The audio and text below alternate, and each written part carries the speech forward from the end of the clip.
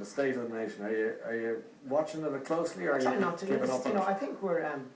It's the longest funeral I've ever been at. This Celtic Tiger nonsense. It's going on,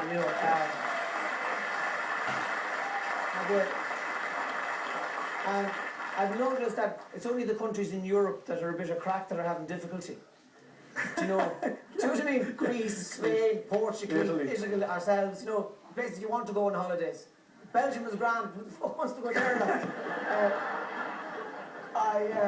I would worry about,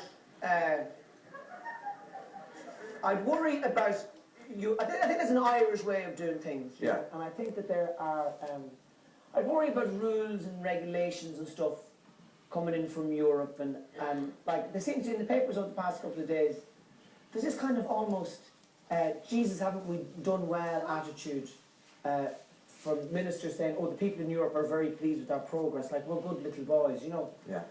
I think we're used to having people in charge of us. With 800 years of the English, and then we got rid of them and we couldn't handle it, so we told the church, you look after stuff for a while, will you?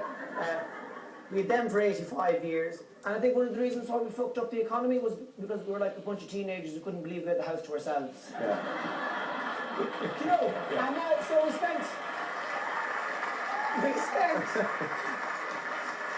spent all the money on Fanta and crisps, and now it's Wednesday, and we're broke, We're waiting for Mommy and Daddy to come back from Europe. I think, there is, I don't know whether it's true or not. Yeah. But seemingly, the people of Iceland told the World Bank to fuck off.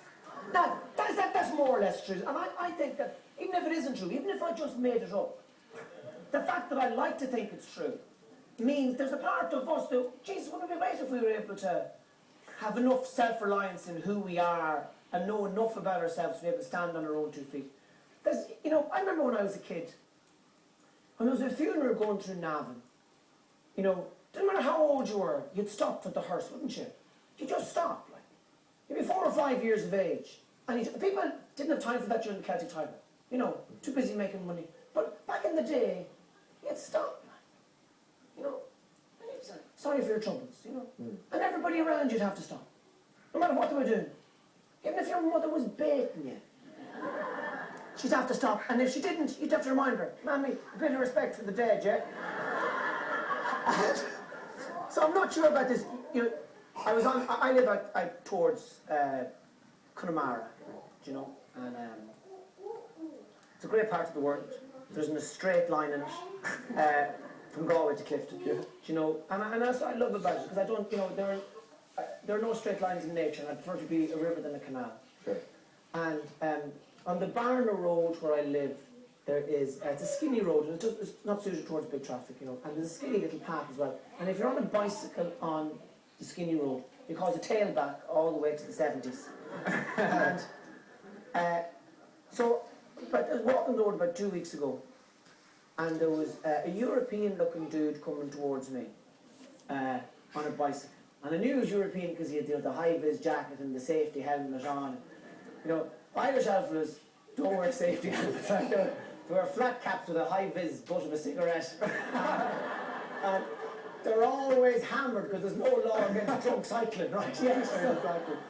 So, I didn't want to send your man out into the footpath, so I sat in the wall, right, a lumpy Connemara wall, and there was a hyperactive donkey in the field because he spent the morning eating nettles. Nettles is like fizzy drinks to a donkey. So the big mad buck-toothed looper head, right? But I sat in on the wall, and the fella on the bicycle, right, he stopped as well. And he says to me, you have priority.